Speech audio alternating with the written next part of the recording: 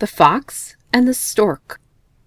The Fox one day thought of a plan to amuse himself at the expense of the Stork, at whose odd appearance he was always laughing.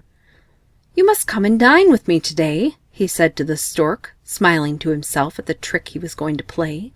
The Stork gladly accepted the invitation and arrived in good time and with a very good appetite. For dinner the Fox served soup, but it was set out in a very shallow dish, and all the Stork could do was to wet the very tip of his bill.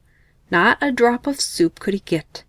But the Fox lapped it up easily, and to increase the disappointment of the Stork, made a great show of enjoyment.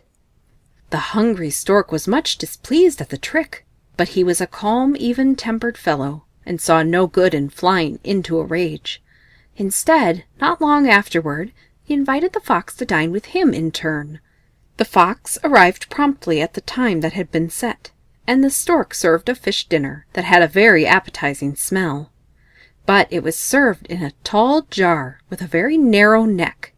The Stork could easily get at the food with his long bill, but all the Fox could do was to lick the outside of the jar and sniff at the delicious odor. And when the Fox lost his temper, the Stork said calmly, "Do not play tricks on your neighbors unless you can stand the same treatment yourself."